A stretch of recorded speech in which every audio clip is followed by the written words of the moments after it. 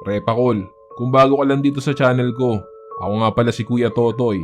Nagbabasa ako ng mga horror stories at mga dark histories dito sa aking channel.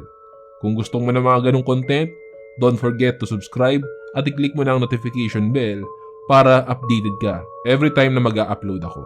Simulan na natin ang kwentuhan ngayong araw. Serye FM.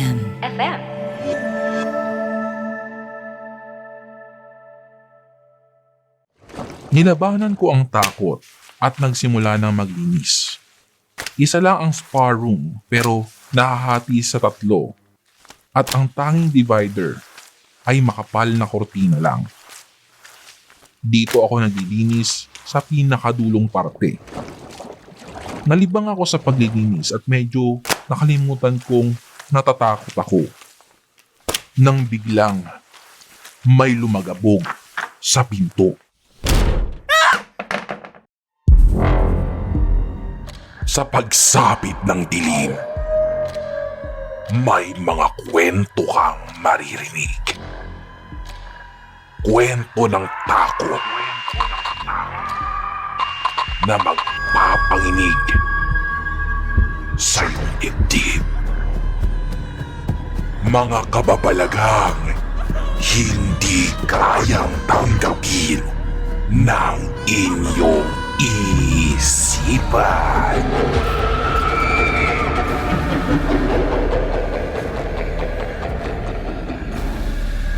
Nagkaganap sa Kilabot Pinoy Horror Stories.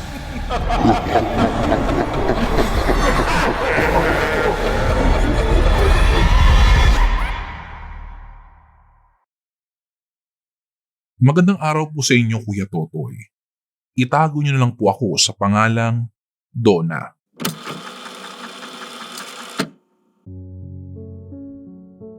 I am currently residing and working sa El Nido, Palawan. Ang unang resort na pinasukan ko ay isa sa mga sikat na resort dito sa El Nido. Hindi ko na lang po i-mention ang pangalan ng nasabing resort for privacy purposes na rin, Kuya Totoy. Na-hire ako sa isang resort hotel as a room attendant. Sa unang buwan ko dito ay okay naman. Goods lang at mababait ang mga kasama ko sa trabaho. Napakatahimik din ng lugar. Masaya kahit nakakapagod. Nothing seems creepy. Not until malipat ako sa night shift at broken time pa. 10 a.m. to 2 p.m. Then resume ng 6 to 10 p.m. The hotel contains 50 rooms at ang natirang duty that time ay ako na lang at ang aking supervisor. Since wala na masyadong nililinis na room kasi gabi na, inutusan ako ng aking supervisor na maglinis na lang sa spa room which is located sa 4th floor katabi ng gym. Sobrang tahimik na ng gabing yon kaya anumang kaluskos ay posible mong marinig. Pumunta na ako sa spa room, dala ang mop at iba pang panlinis. Pagtungtong ko pa lang sa gym ay ramdam ko na ang panlalaki ng ulo ko pero hindi ko nalang pinansin iyon dahil may ilaw naman. Pero hindi lahat nakabukas. Dumire-diretso na lang ako sa spa room. Pagkabukas ko ng pinto ay sinalubong ako ng lamig. Pero hindi nakabukas ang aircon. Yung lamig na kikilabutan ka talaga. Nilabanan ko ang takot at nagsimula ng maglinis.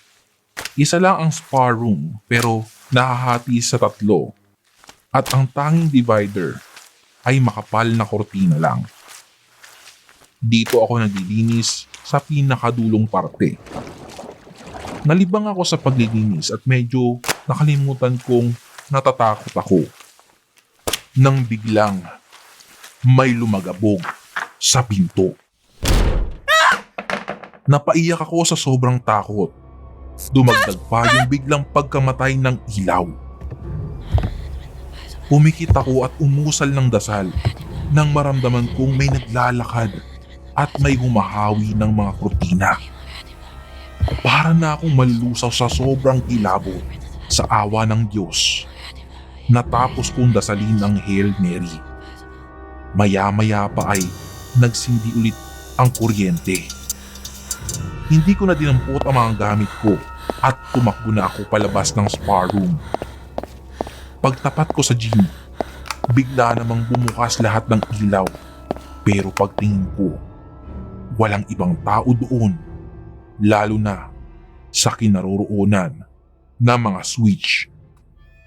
Maliban sa lalaking naka-all black at nakatayo paharap sa malaking salamin ng gym. Tumakbo na uli ako at wala na akong pakialam kung maingay ba yung mga yabag ko. Ang importante ay makaalis ako sa sitwasyong iyon. Pagdating sa ground floor, nabangga pa ako ng bisor ko na kasalukuyang paakyat naman sa hagdanan.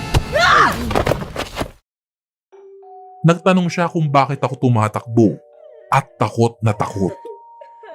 Iyak lang ang naisagot ko.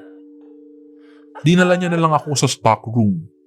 Tinutukan ng fan at pinainom ng tubig at saka tinanong uli kung ano ang nangyari.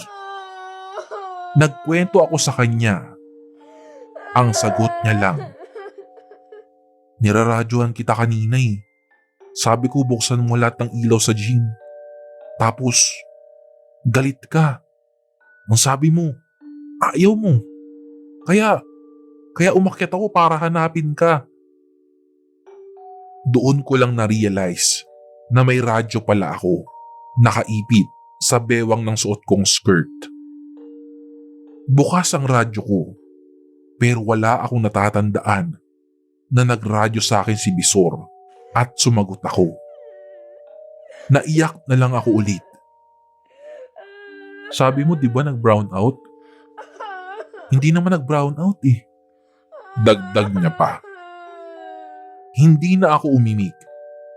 Pinag-undertime ako ng supervisor ko at sinabing hindi daw akong kauna-unahang nakaranas ng ganito sa resort na iyon.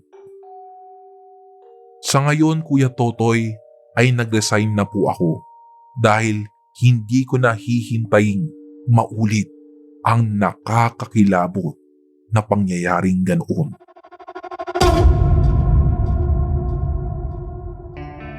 Nagustuhan mo ba ang kwento natin ngayon sa Kilabot Pinoy Horror Stories? Like and subscribe na sa aming YouTube channel. Give us 5 stars rating. Kung may sarili kang nakakatakot na kwento, ipadala ito sa aming Facebook page o sa kilabotstories2021@gmail.com. Huwag kalimutang i-click ang follow button at notification bell sa Spotify para sa updates sa bagong episodes. Hanggang sa susunod na kwentuhan mga repakol. Paalam!